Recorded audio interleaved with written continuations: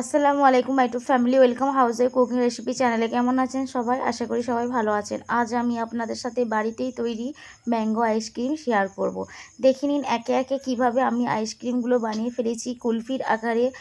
সামান্য বাড়িতে থাকায় সামান্যই বানিয়ে ফেলতে পারবেন দোকানের মতো আইসক্রিম। কেন দাম দিয়ে বাজার থেকে কিনে খাবেন? বাড়িতেই একটু কষ্ট করে যদি এইভাবে আইসক্রিম বানান, ছোটরা তো পছন্দ করবে, বড়রা আরও বেশি মজা করে খাবে। তো কিভাবে বানাচ্ছি আমি ম্যাঙ্গো আইসক্রিম, দেখতে হলে পুরো ভিডিওটা অবশ্যই দেখবেন। ভালো লাগলে একটা লাইক করবেন। বিসমিল্লাহির রহমানির রহিম।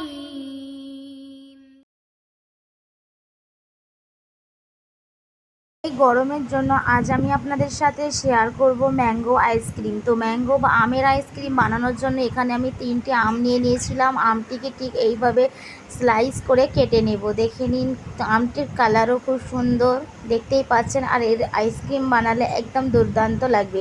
কেন আমরা বাজার থেকে আইসক্রিম কিনে খাবো? একটু কষ্ট করে যদি বাড়িতেই বানিয়ে ফেলি এইভাবে আইসক্রিম, তাহলে খেতে একদম দুর্দান্ত লাগবে। তো আমগুলো ফার্স্ট আমি একটি গ্রাইন্ডারে দিয়ে দেব, দিয়ে একটি পেস্ট বানিয়ে নেব। এখানে আমগুলি আমি গ্রাইন্ডারের মধ্যে দিয়ে দিলাম, দিয়ে একটি পিউরি বানিয়ে নিলাম। দেখে নিন আমের পিউরি একদম রেডি হয়ে গেছে। এরপর আমি একটু দুধ, মানে 2 কাপ মতো দুধ দিয়ে দিলাম, দিয়ে হাঁড়িতে দিয়ে সামান্য বয়েল করে নেব। নেওয়ার পর এটির মধ্যে 1 বাটি মতো চিনি অ্যাড করব।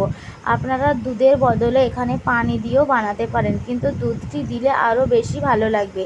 চিনি দিয়ে ফুটিয়ে নিয়ে খানিকটা ঠান্ডা করে নেব। আর এখানে আইসক্রিম বানানোর জন্য এখানে আমি চায়ের খড়ি নিয়ে নিয়েছি। আপনাদের কাছে যদি আইসক্রিম স্টিক থাকে তাতেও বানাতে পারেন। তারপর আমি আমের যে পিউরিটি বানিয়ে রেখেছিলাম সেটি দিয়ে দিলাম। অবশ্যই খেয়াল রাখবেন দুধটি যেন ঠান্ডা হওয়ার পর আমের পিউরিটা দিবেন, না হলে দুধটি কেটে যেতে পারে। তো দুধের সঙ্গে আমের পিউরিটি মিক্সড করার পর আমি আইসক্রিম বানানোর জন্য খড়িগুলোতে আইসক্রিম দিয়ে পিউরিটি দিয়ে দিলাম। দেখে নিন সমস্ত ভরাট করে নিয়েছি। এবার এটির মধ্যে আমি সাদা আমার কাছে ফয়েল পেপার ছিল না, তা সাদা পলিথিন দিয়েই এইভাবে প্যাক করে নেব।